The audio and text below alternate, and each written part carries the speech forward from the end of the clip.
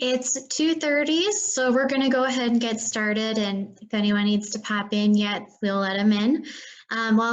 Just a quick introduction. My name is Vanessa VanderWeele. I'm the Executive Director here at the Fond du Lac County Historical Society.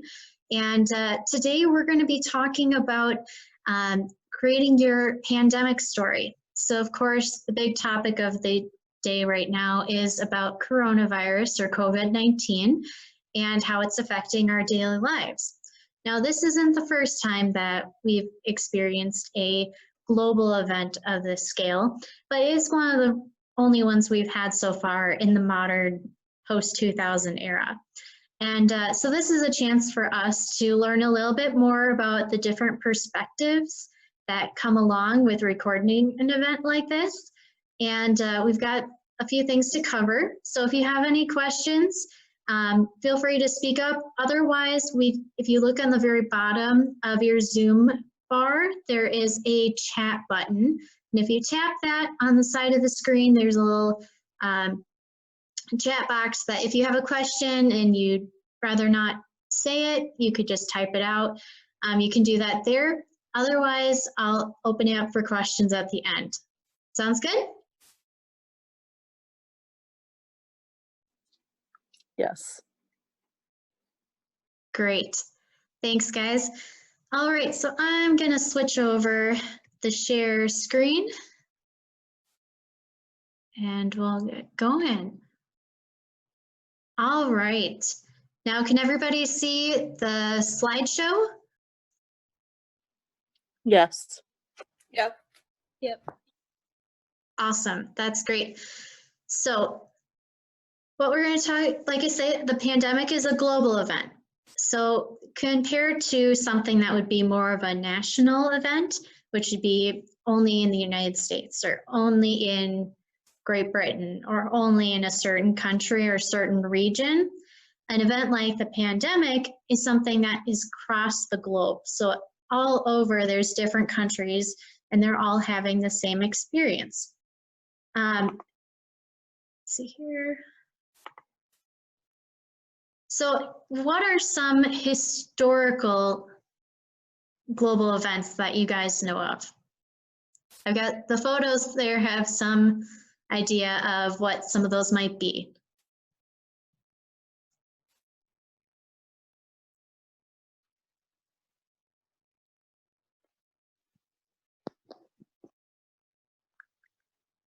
Any guesses?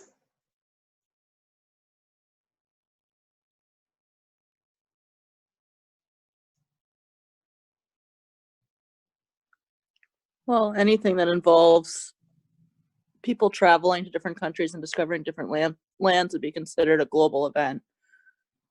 That's true. Colonialism was a very big global event, which kind of ranged from the 1500s through the late 1800s. And the colonialism was the spread of Western European culture throughout the rest of the world. Now, was it always a positive event? Depending on the perspective, and especially with, as you can see that we have different paintings here. So in the bottom of the screen, you can see that there's a painting of Columbus meeting the natives in Cuba. Now from this painting, it looks like it was a very peaceful meeting, and that wasn't necessarily the case. So that's an important part of historic events, is that we have to take into consideration who was doing the recording of this event. As you can see, this painting was done by a European. So he painted it from a European point of view. They thought it was a very peaceful transition. Whereas the natives that lived in these areas that encountered these travelers, they saw it as a very difficult situation. It was not the peaceful transition and manifest destiny that the Europeans saw it as. So it's those different perspectives on the same event. And as a global event, that also alters the experiences of people. So we learned about historical events like colonialism, the civil rights movement, and many other events throughout history. We look at art. For a long time, people didn't necessarily have the ability to write down their own stories. So artwork, whether it was a painting, whether it was sculpture or pottery even, that gave people an outlet to share their stories and about their experiences. Now, of course, artifacts are a big part of art, but we also have pieces of furniture, pieces of clothing, and that also can reflect what was going on in the world that day.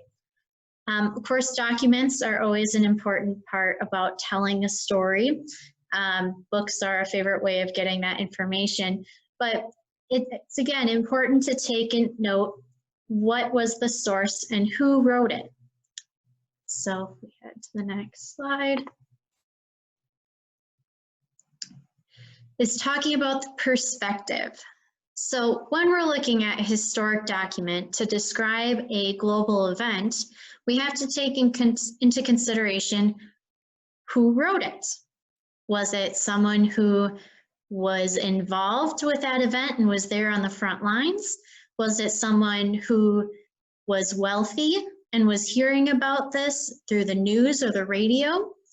Was it someone who was impoverished and didn't have a lot of resources? That can definitely alter how the story is written and how the event is viewed from that perspective and that person and how they write about it. Talking about what type of story is it? Is it a pamphlet? Is it a personal diary? Is it a newspaper article? The different types of documents can really affect how people write and what kinds of information are included in that document. So something that would be in a person's journal would be a little bit different than something in, let's say, a reporter article. In a reporter article, it's got all the basic facts that you need of that information, whereas a journal is much more subjective to a person's experience. So they might talk a little bit more about who they were with and what they were wearing and how it made them feel versus the date, the time, and the location. And then another piece that we have to consider is when the document was created. Now, not all documents or artifacts were the same.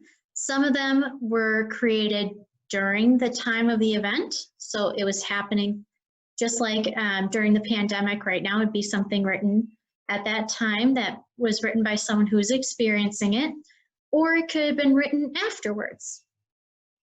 Could be 5 years afterwards, could be 100 years afterwards. And that person who is writing didn't necessarily experience it, but they interviewed and they talked to people who did. And so that can affect how it's written as well.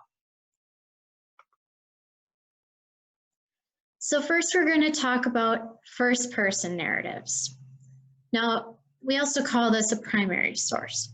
Now, when you're talking about a global historic event, first-person and primary accounts are always where people go to first, try to get information about what was life like at that time. That is because it is the most accurate and in-depth writing of anything you can find on that time period. So this includes items like journals and personal diaries, an autobiography that someone writes about themselves and their lives, person-to-person stories, letters, emails, and text messages. Those are a little bit more modern, but they do give you an insight on what that person was thinking during that time. And then finally, a unique way that we record some of these stories is oral history. Now, oral history is when you record someone telling their story or talking about an event. And so this is a little bit different than your pen and paper kind of document, but it's also a valid way of sharing and preserving those stories. Not all of us have the skill of great handwriting or the way with words, but it is a way by verbally talking about an experience that you can process it, share it, and that you can be asked questions. And that's a great way to get a response on that too. Now this book right here, it's a little bit of a blurry picture, but this is I'd Hoot Him on the Pot by Edwin Pierce Galloway. Now the Galloway family lived in Fond du Lac on the south side of the town, and they were farmers. And they mainly had dairy cattle, however, they had lots of other animals and crops as well. And Edwin grew up in the house during the 1880s and 1890s. So during that time, as a boy, he had a lot of really fun experiences. And we know about a lot of those experiences because he wrote them down in this book. And in here, he talks about having Christmas as a family. Now, most people don't write down about everything that happens at their family Christmas and all the fun things that they do and what kinds of presents they got and all that kind of thing. And most people don't need to be that detailed. But it gives us a great insight into what life was like at that time. So Edwin talks about getting a set of chickens for Christmas. Now, most of us really wouldn't want chickens for Christmas, but for him, that was a really great gift. It was something that he could sell the eggs to make money. He could show the chickens at the county fair, and he got to take care of them all for himself. So actually, it was a pretty great gift. And it reminds us a little bit about the time that he was living in, and that even though it was a hard to find gift and chickens weren't terribly expensive at that time, it was still a great thing for him to have as a gift and that he enjoyed it. Now, we'll follow through some of those questions there. So who is the creator writer? In this case, it was Edwin Galloway. What type of story?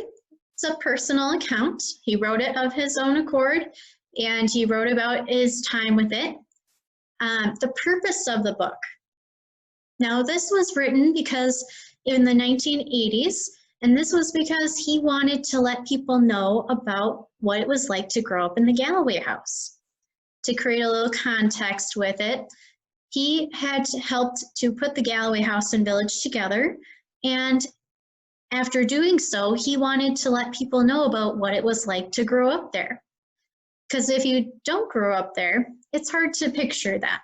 So by writing down these stories, like the one about getting chickens for Christmas, it allows us to give a little insight into there, and you can see why he wrote it. And then when was it created? Like I said, it was published in the 1980s. Doesn't pop up on there, but that's where we're at. Any questions so far? Okay. So next we're going to move on to secondary narratives. And so secondary or second person narratives are contemporary accounts. So a contemporary account was something that was written at the same time as the event, but not experienced by the writer. So let's take World War II, for example. So a contemporary account for World War II might have been by someone who was a reporter at that time.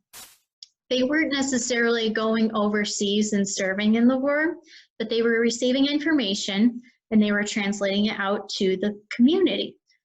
Or they were ones who were writing down stories of people who had traveled abroad and had served and talking about what they were experiencing. Now, secondary documents are great to have when you're researching a historic event. They're not always on point of exactly what you want to know. Let's take a legal document, for example. If you are looking at a birth certificate from the 1930s, would it be telling you about the Great Depression? Not directly, but if you look in detail about the parents and the parents' occupation, usually at birth certificates at that time, it would include what their father's occupation was. And so if he was a laborer or someone who was in a different field, could give you an idea about their experience and what the Great Depression might have been like for them. Now, our example for this is an article from the Milwaukee Journal back in the 1890s. This article focuses on the Pyres. Now, you might have heard of Pyre Elementary here in Fond du Lac, and it's not named after piers like you'd have out in the lake. The Pyre family were one of the founding families here in Fond du Lac County. They were one of the first to move here from Green Bay back in the 1830s. And their grandson married Kate Hamilton Pyre.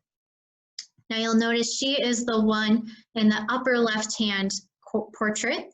And so she was a realtor, which again was a very odd occupation for a woman to have at that time during the 1800s. And all three of her daughters went on to become lawyers. And of course, lawyers today come in all kinds and beings, but back then it was very rare to find a female lawyer, and much less a family of female lawyers.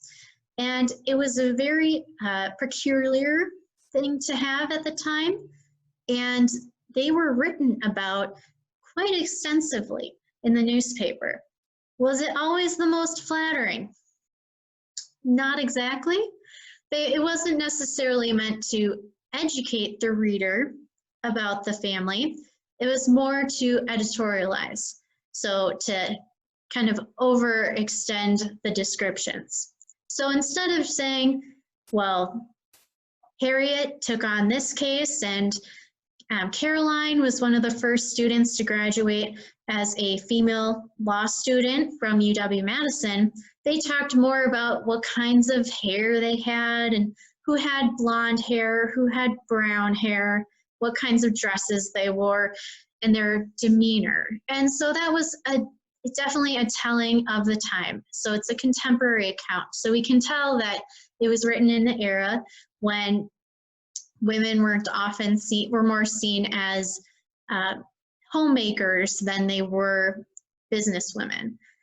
And so it kind of gives us a unique insight into what they were experiencing during that time.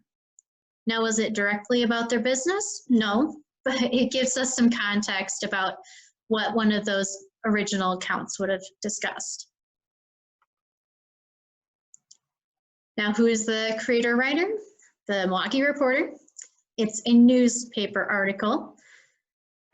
This article describes each member of the Kate Hamilton Pyre family and their strange occupation as a lawyer, including noting, oh, and it's unknown about Colonel Pyre and how he puts up with all these women, which isn't really a common thing we'd hear today. And then this was written in the 1890s when the Pyre women were practicing in their law office in the city of Milwaukee. Now, another part of secondary accounts is the third person narrative. So this is a little bit different than the second person. And the main difference between the two is that one is in a contemporary account, so written at the same time as the event, and the other is written in a modern perspective. So examples would be your history textbook, books and essays about historic events and people, TV shows and movies, which we all know can be a little bit hesitant on the accuracy, and of course just modern interpretations of an event.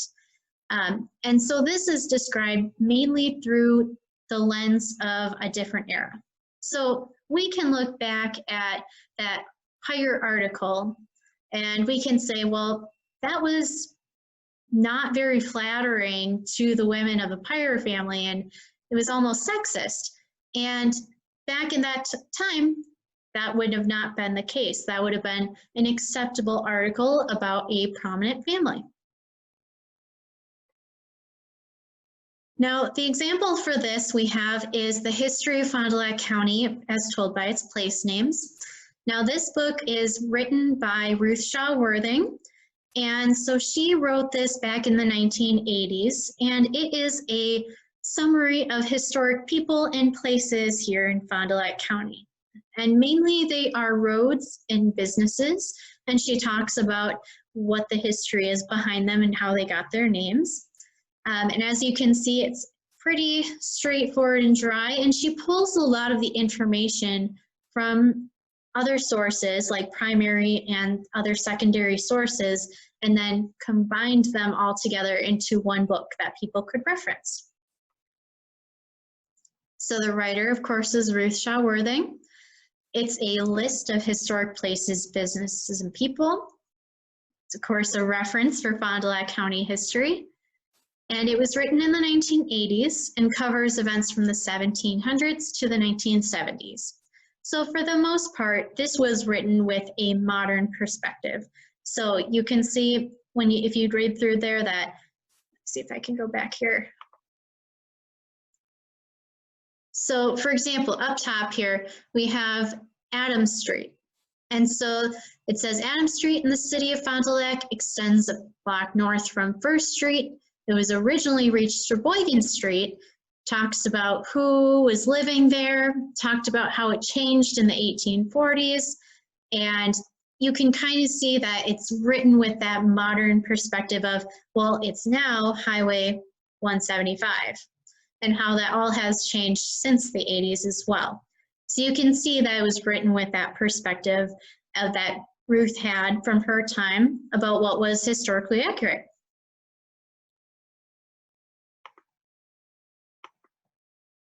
So to wrap things up a little bit, we need to talk a little bit about how we can record our current events. Of course, during the pandemic and coronavirus, we want to make sure that we're staying safe and staying healthy, of course, washing our hands, maintaining social distancing. But this is also a great time to take advantage of the fact that we are living through a global event and that we can help to record these stories.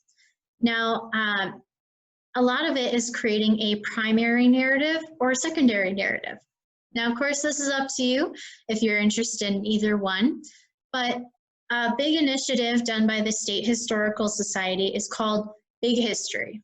Now, it's something, I'll show you the link in a little bit, but basically, they are working to create an archive of historic accounts of our experience here in Wisconsin during the pandemic. And so they're asking people to write their personal story about what life is like during this era and their daily lives, whether it's for 30 days, 60 days, or 90 days. It can be written down on pen and paper. That's the most common way to record things. But since we are in 2020, there are so many other ways that you can document your experience that don't require you to pick up a pen at all. You can create art, paintings or drawings or photography. Take photos of what you're experiencing, as long as you label them so we know where they were located. The other avenue you can take is to record it, whether it's taking video, whether it's doing an oral history, where you do kind of like a voice memo. That's a great option if you're interested in reaching out to your family or friends, especially older relatives. Capturing those stories is a really great way to save that history and to save other people's experiences. You can also use social media as a way to connect to your history at this time. So you can post on one of your social media accounts, and you can try to post daily about your experience, of course, with privacy in mind. But it's a great way to get in touch with your friends and ask questions. So you can always ask your friends about how this is affecting their routine. How does it make them feel? Is there anything they hope to have stay the same or change over time? What are some of their biggest concerns? What are some little things that you've noticed? There's all sorts of different questions that you can ask that are a great way to share with others and save those stories. Of course, if you want to just start simple, you can write about your own experience. It doesn't have to be fancy. Doesn't have to be one of those bullet journals that's all really detailed. It can just be a few lines every day. You can make it just about what you did that day. You can say, well, I felt this way or that way because of this. You could write out your whole routine for the day, or you could just do, well, the weather was sunny today, got outside for a walk, had a good afternoon, and that's it. You can keep it as simple or as extensive as fits for you. And it's just a great way to be able to, like I say, record these experiences, because these are unprecedented times. I'm sure if you talk to your parents or your grandparents or aunts and uncles, there's a lot of people that haven't experienced anything like this before. And it's a great way to document how they are feeling about it and what their experiences are like. Now, of course, you can also do this about other historic events. Of course, not everything is a global event like this. I mean, you can always talk about more local events. So talking to your family members and friends about the 2009 floods here in Fond du Lac County. It was a very difficult time for that. You can also talk about the tornado in Oakfield. You can talk about some more national events like Hurricane Katrina, talking about 9/11, different things like that, and asking people about how they went through that experience and how did they recover from it. What things in their lives changed after that, and what details that they remember from those experiences and what emotions they felt. Because it's not just about facts. It's important to have those personal feelings and views on an experience as well. So let's see here. Here are some more questions that you can use if you're going to be writing any sort of a journal and creating those kind of experiences. So how the event has changed your routine. And that's one of the most simple questions you can start out with, is because routines are something that we do every single day. And if they've changed at all, it's something that would be noticeable and easy to write about. Talking about what the difficulties of the event were, benefits, and sometimes it's hard to find the benefits, but you can always just ask, what are some things that you're grateful for during this time? Grateful for healthcare workers, grateful for those who are out trying to find a cure for the virus, things like that. And it's important to try to see what those perspectives are on it. Who have you spent time with? A lot of people are staying home, so it's a great time to talk about who you're staying home with, your family, talking about how they're experiencing it as well. Talking about experiencing an event before. So even if they've never lived through a pandemic before, you can ask them about other events that they remember that were on this type of scale, whether it was the assassination of John F. Kennedy, the Columbia crash, of course 9/11, the Great Recession in 2007-8. Those kind of experiences are important to document because they are ones that a lot of people experienced. Talking about what changes in how people interact with each other and care for each other, and events like weddings and birthday parties and stuff like that, and how that's changed, and how people have found alternative methods of meeting those needs. So if you have any friends that are having birthdays, how are they celebrating? Are they doing a Zoom meeting like this or a FaceTime to connect with friends? Are they having an online party together? This is a great way to help document those things so that our generations from now, people will be able to learn about the event. Because someday, our grandkids are going to say, what was that thing you said? Corona something? Was it like a party or something like that? You know, there will be people in the not too far off future who will have no idea what the coronavirus was and the pandemic and what this experience was like. So this will be a way for us to save information for them so that they have firsthand accounts about what it was like to live through this. Another part is, how do you communicate with others? That kind of goes on how we're doing Zoom today. So that's a different way of communicating than we would have before. And other ways that we've been trying to keep in touch with our family and friends. And then what kinds of changes will you hope happen after the event or maintain after the event? So are there some things that you want to see happen in the future? Write that down. That way you have that to look back on, and you can always reference it as you're trying to figure out new ways to think about things. All right, guys, that was a lot. So if you have any questions, feel free to speak up.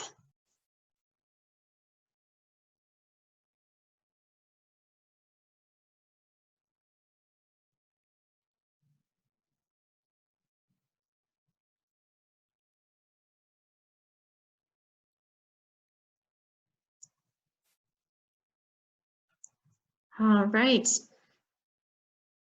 How major of an event do you think the coronavirus will be in the main scheme of things, like in the very end, like in history? Do you think it'll be like a big event? Well, it really depends. Let's see here. It's an important way that we can document it. And again, we're not sure exactly how big of an event it will be on what's kind of a scale. I don't think it will be as big as something like agriculture. Now, agriculture was a big world change, but it would be something I would consider to be on the same level as something like the Great Depression. And so the Great Depression had a wide impact, not just here in the US, which most of us have studied a lot about, but it was an impactful part of all sorts of other countries around the world, especially Japan and Germany, and that helped to bolster World War II. However, it's different with today's unique global economy. That's part of it too, is one of the reasons why it spread so much is because so many people are traveling and so many people are international. They're going from country to country on a regular basis. So it's fascinating to kind of see how that affects that change, and we'll have to see, do we think people will be traveling more in the future? Will they travel less because of this?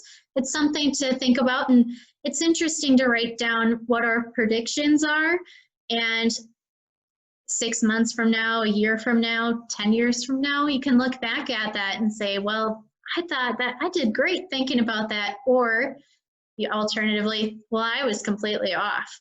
So it's another aspect of writing down these stories, is being able to reflect back on that in the future. Great question. Do you think if this virus would have happened in the past, like 50 or 60 years ago, do you think it would have spread as quickly as it did today?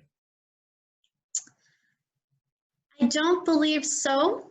I think we travel, like I said before, global travel is a lot more prevalent. However, we did experience some major pandemics, including the polio epidemic, and that was very prominent here in the United States and around the world, especially in between the 1930s and the 1950s. There's a really great PBS documentary that I'm sure you can find it somewhere online about the polio epidemic. And if you ask some of the older grandparents out there, they might have experienced some of it too.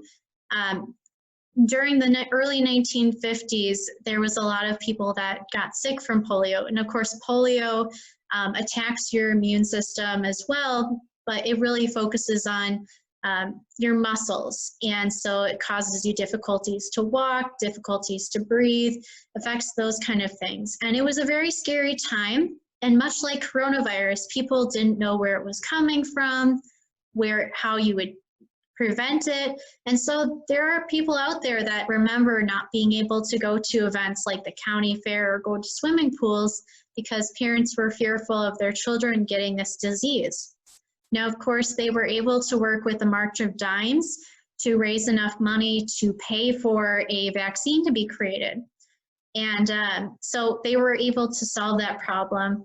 And it's definitely something we'll be able to do again now. but I think we'll be able to see how this works on a global level at this time. Good question.